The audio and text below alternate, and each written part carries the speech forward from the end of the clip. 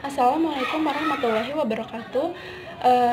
Perkenalkan, nama saya Tarwiyah dengan NIM 181.471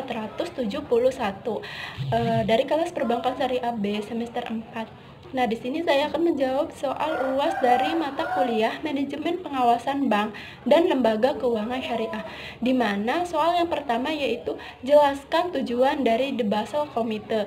Nah, tujuan dari The Basel Committee adalah melakukan kerjasama dan harmonisasi dalam pengawasan perbankan secara internasional.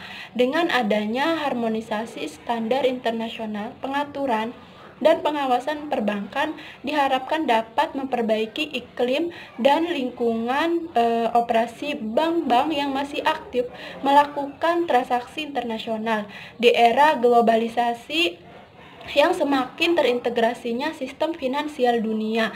Lalu dengan demikian, sasaran utama dari The Basel Committee adalah standarisasi pengaturan dan pengawasan bank yang memiliki akses usaha yang bertaraf internasional, lalu melakukan transaksi usaha dari beberapa yurisdiksi otoritas pengawasan bank, di mana yurisdiksi otoritas ini artinya sebuah tempat yang memiliki kekuasaan, peraturan, dan undang-undang serta berlakunya hukum tertentu. Nah, hal tersebut dapat menimbulkan disput hukum mengenai peraturan mana yang harus diterapkan oleh operasi bank tersebut. Lanjut ke soal yang kedua, yaitu jelaskan kondisi permasalahan perbankan di Indonesia sejak tahun 1992. Nah, menurut sumber yang diolah oleh Karl-Johan Liegeren, Indonesia mulai menghadapi permasalahan perbankan yang signifikan itu pada tahun 1992 dengan indikasi kredit bermasalah yang terkonsentrasi pada bank-bank pemerintah sejumlah lebih 25% dari total kredit pada tahun 1993.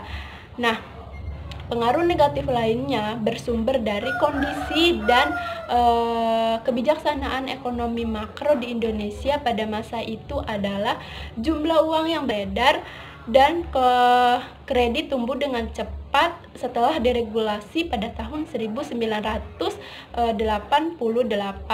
Terjadi arus masuk modal jangka pendek sehingga mempersulit pengawasan moneter.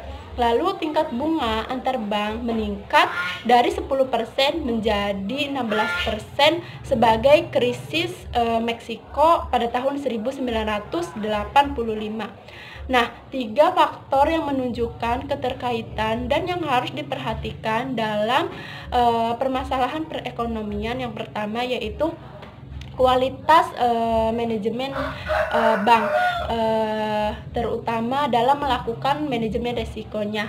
Nah, di mana manajemen resiko ini yang mengidentifikasi, memantau, dan yang mengendalikan jalannya kegiatan usaha bank dengan tingkat risiko yang wajar secara teratur, terintegrasi, dan berkesinambungan.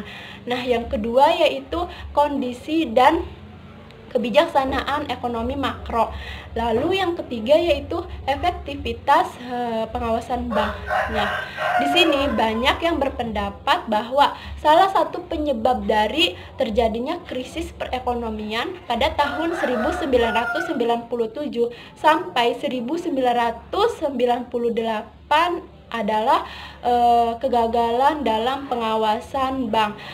Oleh karena itu dibentuklah lembaga khusus untuk mengawasi lembaga keuangan, yaitu Otoritas Jasa Keuangan.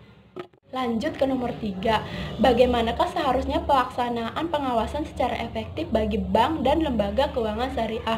Untuk melakukan pengawasan bank dan lembaga keuangan syariah secara efektif mau tidak mau memerlukan biaya yang cukup besar.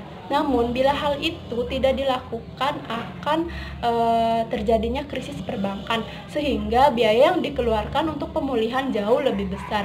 Nah, pengawasan terhadap bank dan lembaga keuangan syariah juga akan efektif bila memenuhi prinsip-prinsip Yang pertama, objektif. Pengawasan bank dan lembaga keuangan syariah harus dilakukan secara objektif, berdasarkan bukti autentik dan rasional. Yang kedua yaitu independen.